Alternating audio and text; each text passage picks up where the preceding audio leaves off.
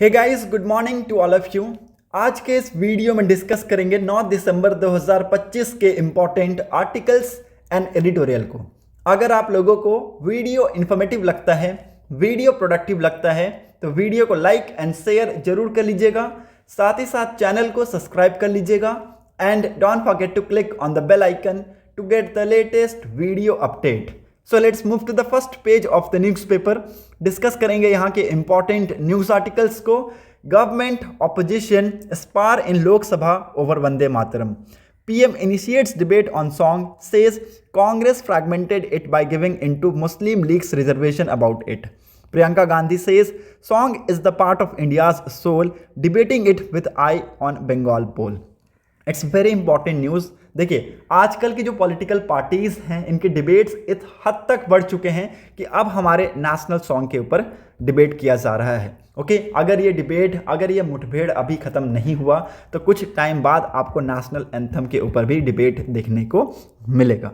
जी हाँ, मंडे के दिन सेंटर और ऑपोजिशन के बीच में यहाँ पे हमें तकरार देखने को मिला लोकसभा में over Vande Mataram, with prime minister Narendra Modi termed it as a voice of freedom movement that had been fragmented by the Congress in its surrender before the Muslim. इनका ये जो स्टेटमेंट था उसकी वजह से जो डिबेट है वो हमें देखने को मिला।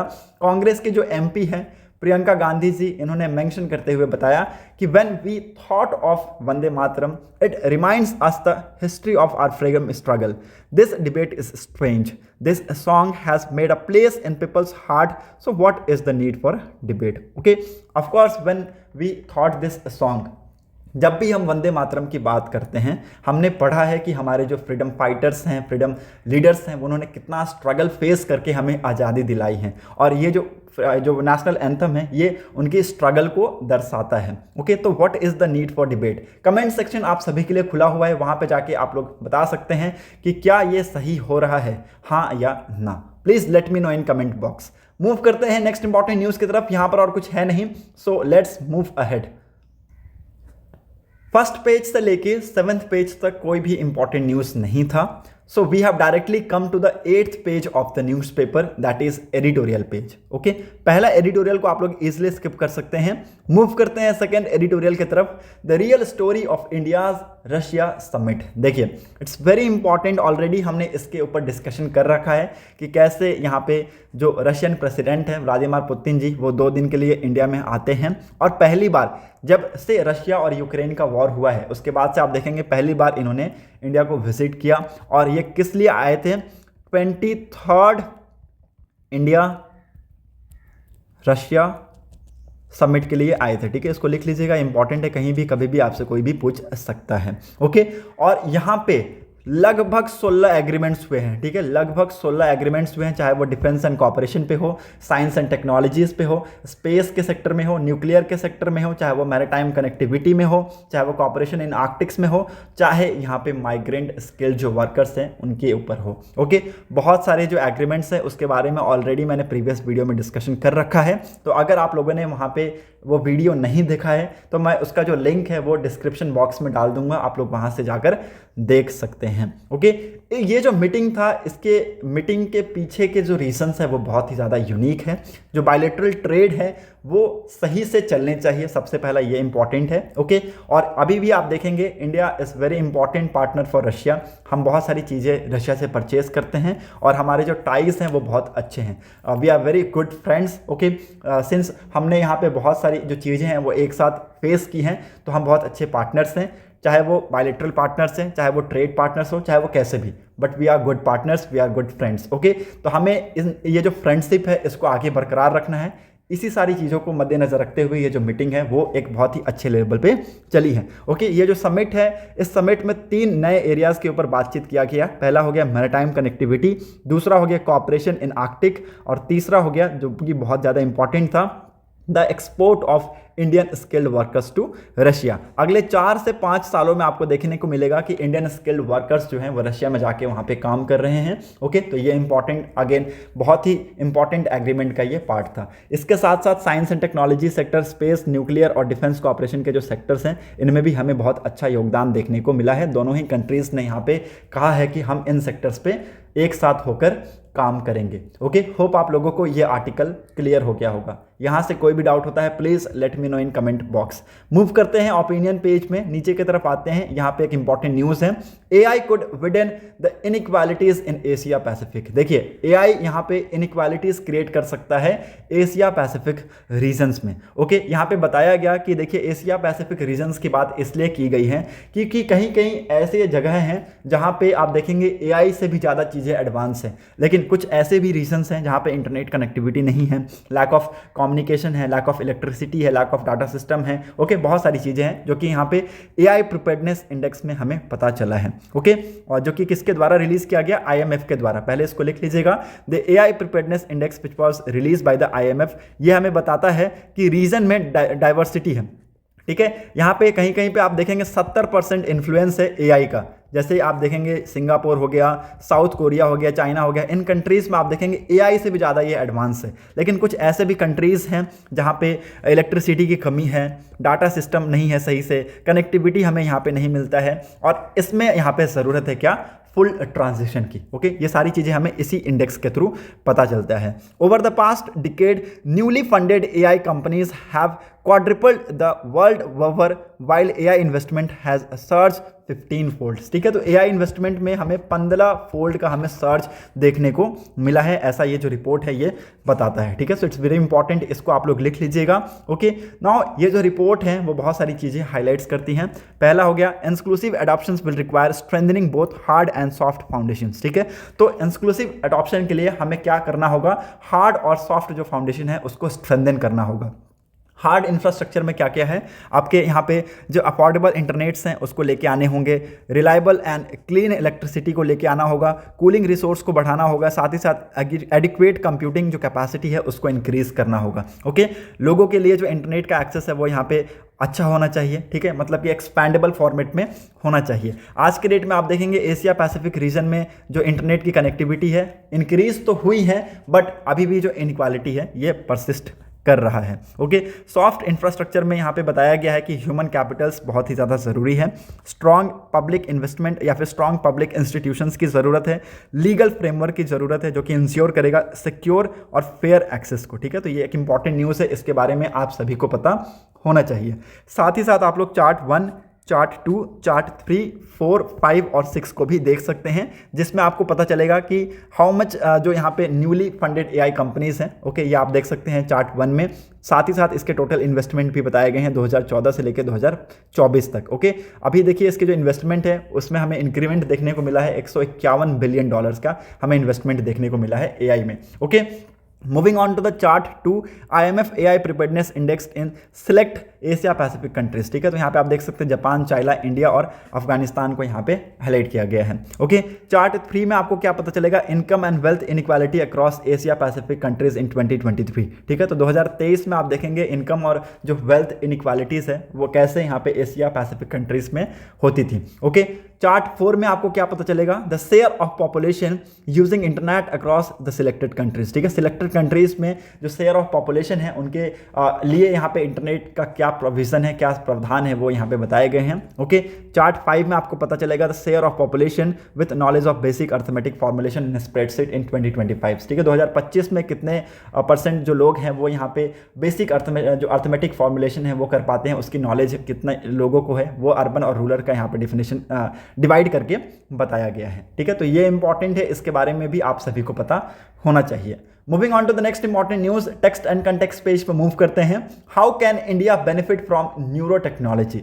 अ very important term that is neuro technology, जिसका मतलब ये है कि एक ऐसा मैकेनिकल टूल जिसको यूज करके हम ब्रेन से डायरेक्टली बात कर सकें। जी हाँ, it's very important news. Neuro technology का आपको डेफिनेशन पता होना चाहिए। Neuro technology is the use of mechanical tool. ठीक है, उस टूल का यूज करके आपके ब्रेन से डायरेक्टली बात किया जा सकता है। इसके अंदर बहुत सारी चीज़ें इंक्लूड हैं। Record, monitor, even influence neural activities, आपके इन सारी चीज़ों को क्या कर सकता है, ये इन्फ्लुएंस कर सकता है। साथ ही साथ कैसे दिमाग काम कर रहा है, ठीक है, वो यहाँ पे समझ सकता है, उसको रिपेयर किया जा सकता है, उसको इन्हांस किया जा सकता है। Okay, drawing on advance in neuroscience, AI engineering and computing, these device can now sense or stimulate brain signal in real times. ठीक है, तो आज के डेट में यहाँ पे देखिए जो हमारी चीज़ें हैं वो इतनी एडवांस हो गई हैं कि अब हमारे ब्रेन से डायरेक्टली बात किया जा सकता है। ठीक है, जो BCI है इसके बारे में बताया गया है कि आपके जो ये BCI क्या करेगा, आपके जो ब्रेन सिग्नल्स हैं उसको डिजिटल कमांड्स में कन्वर्ट करेगा, जो कि यहाँ पे कंट्रोल करता है कंप्यूटर कर्सर, व्हीलचेयर्स और इवन रोबोटिक आर्म्स को भी ये कंट्रोल कर सकता है। तो ये इंपॉर्टेंट है, इसके बारे में आपको पता होना चाहिए। ठीक है, साथ ही साथ हमें ये भी पता होना चाहिए कि इंडिया में इसकी ज़रूरत क्या है। ठीक है, क्योंकि आज के डेट में अगर आप देखें तो इंडिया में जो न्यूरोलॉजिकल केसेस हैं वो बहुत ज़्यादा है, इसका बर्डन बहुत ज़्यादा है, चाहे वो स्ट्रोक की बात की जाए, चाहे स्पाइनल कॉर्ड इंजरीज की बात की जाए, टू पार्किंसन डिजीज़ और डिप्रेशन इनकी बात की जाए। 2019 से लेकर 2019 की बात करूँ, 1990 से लेकर 2019 तक के जो केसेस अगर आप देखें तो इसमें जो share of non communicable disease हैं ये ओवरऑल इंक्रीज हुआ है। ठीक है, सो इट्स वेरी इंपॉर्टेंट कि यहाँ पे लोगों को समझने की ज़रूरत है कि यहाँ पे जो न्यूरो टेक्नोलॉजीज़ हैं इसका सही से यूज़ किया जा सके।